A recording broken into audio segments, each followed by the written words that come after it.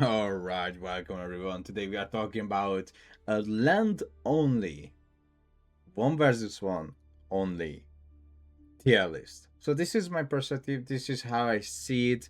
It is my opinion. Everyone has opinion, and everyone can share their opinion, right? So recently, I have played multiple civilization as a challenge as well, not just a challenge, but to practice and learn them to see their true potential, that something is hiding. So to not really trust other people tier list, because sometimes when you watch those tier lists, you just think about it like, is this really actually true? Are you sure these civilizations are not stronger than people are thinking of? Well, let's see which civilization will be put into the D tier. So we will go from D to S. First, English is still D tier civilization. Um, they are just very very slow. Like the only problem I have with English is that they are slow, and I think the campfire should be in Dark Age. English should get their huntable animals in the Dark Age faster. Now the funny thing is, I do not think there are any other civilization in the D tier. So it's gonna be only English, and I hope they will catch up to the other civilizations. Next civilization that goes into C tier, in my honest opinion, is gonna be HRE. I think HRE got insane amount of nerf.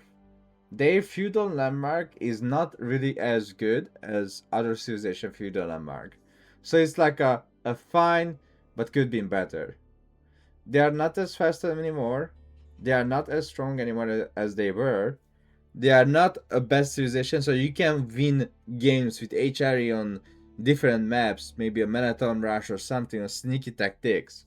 So even though I put English in D tier, you can still win games with English, but it just takes more to win a game with English.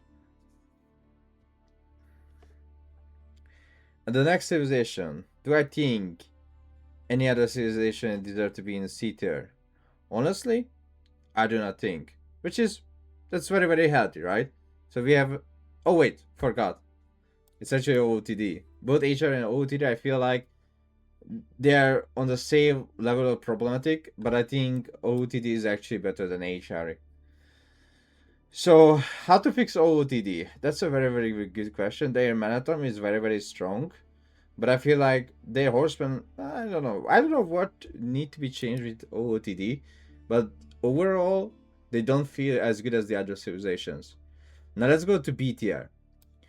Abbasid. Now you're gonna say like, but well, I saw someone else put Abbasid into D tier. Why do you think Abbasid is not D tier?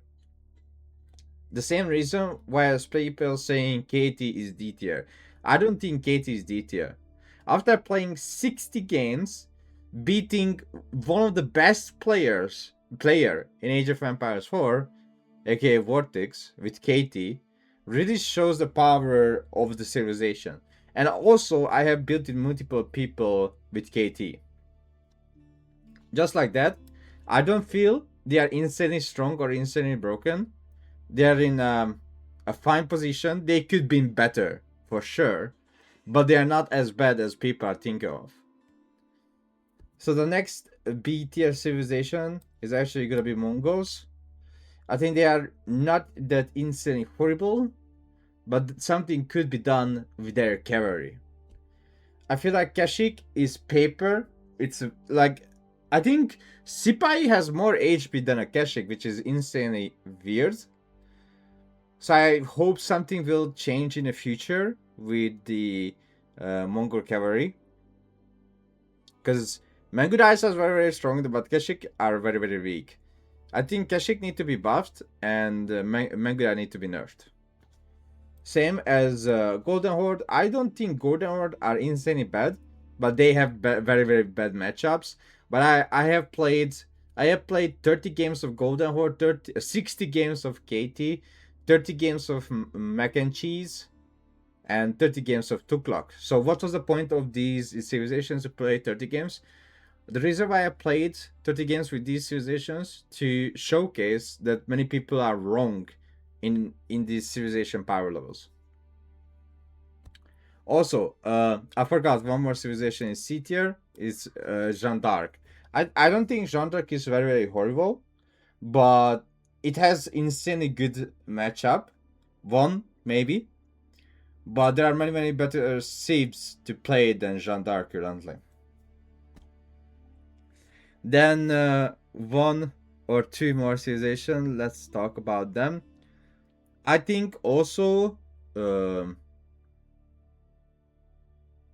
Rus is not a bad civilization.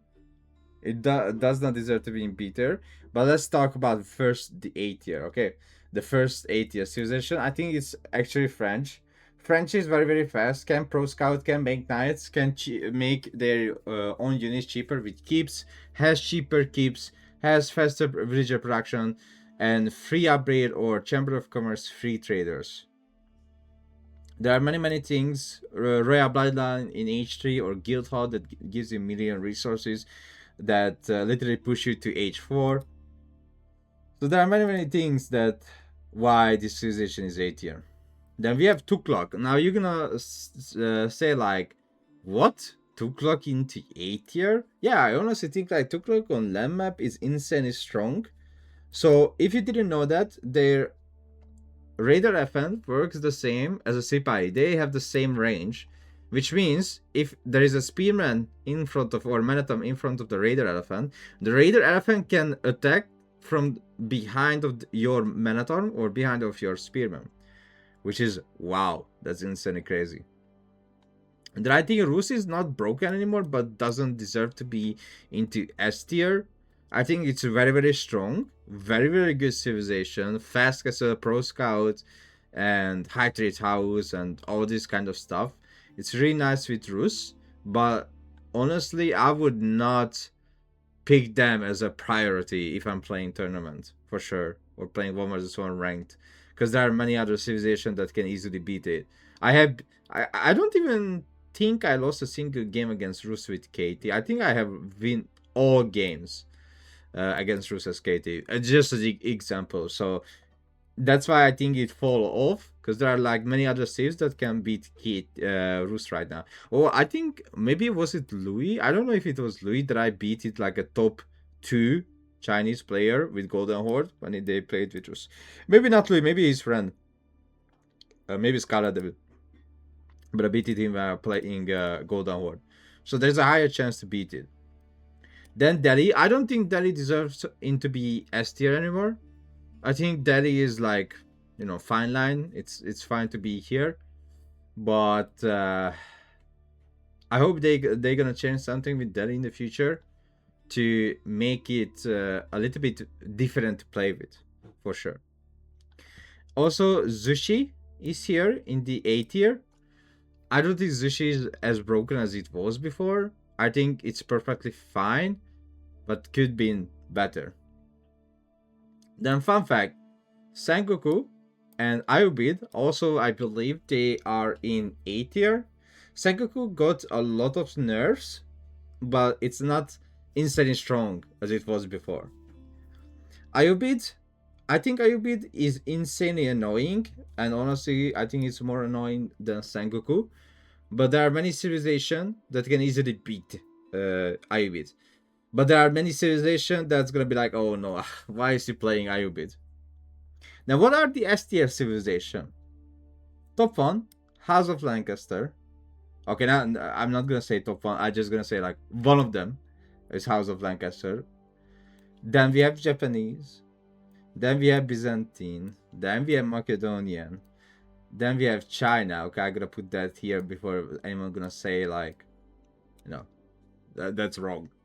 So I think China, House of Lancaster, Japanese, Byzantine, Macedonian dynasty, and no, it's not Macedonian. I don't care if you are English speaking person. It's Macedonian dynasty, and if you can say McDonald's, then you can say Macedonian.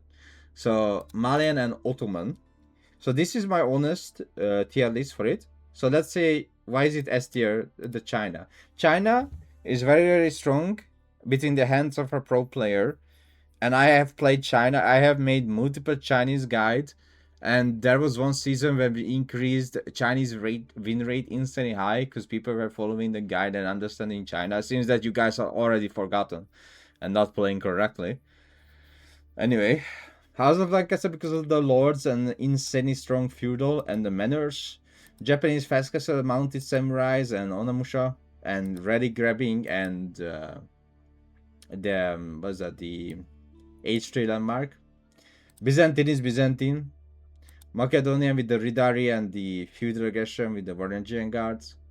Malian is Malian with the Kaboom and the passive economy, and Ottoman with the Sipahi and the military schools. So let me double check it before I'm gonna say like, okay, so this is 100%. So English, yeah, I agree with myself. Jean d'Arc OTD HRE.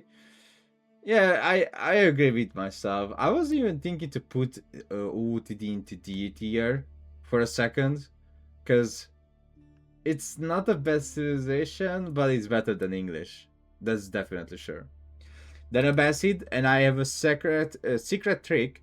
So the next 30 games I will play is actually with Abbasid. I have not. I played a few Abbasid game before, and that trick I'm doing so far goes crazy. There are some civilizations that can counter it very, very, very easily with Dark Age Rush. But if you are not playing against Dark Age Rushing civilization, and if you pull it out, holy moly, that's very, very strong. Katie, yeah, I think they need some buff, some changes, some help for sure. And if they buff it, if they do, then at least it will go one higher. It just needs a little buff, and it goes into A tier, honestly. Mongol and Golden Horde, I agree with that. I think, no. Golden Horde is actually better than Bassett. Ayubit, I think Delhi is better than Ayubit. Sengoku. Sengoku is better than Delhi for sure. Zushi is better than all those. And Tuklak is better than all those. And the French is better than all those. Oh, yeah. Okay, that's correct. These are literally on the same level. So I don't want to say, like, okay, this is the best, this is the best, this is the best in S tier. But I feel like the civilizations right now is exactly in this state. Do I like this state? Maybe. Why not? Sure. But at the same time, I'm even thinking that I mean, you know what? Let's remove D tier. D tier is so like wrong. Yeah, let's remove it. It's much better because I don't think English deserves into D tier. I think English with all this civilization, and I think the balance, the health of the game is insanely good compared to the last season. There are many things that still need to be changed for sure, and I hope we will get D tier back. But right now, if I really wish to be honest, this is my honest tier list for 1 versus 1, only land map. And I love it. Well, what is your thought? I'm really curious in the comment section. I think the others were wrong.